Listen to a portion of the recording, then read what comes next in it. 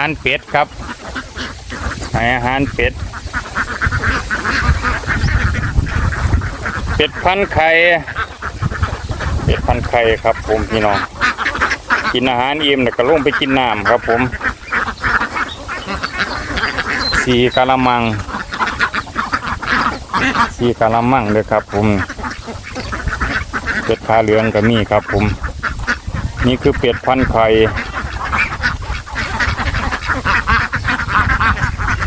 บรรยากาศหมอครับผมติดกับบึง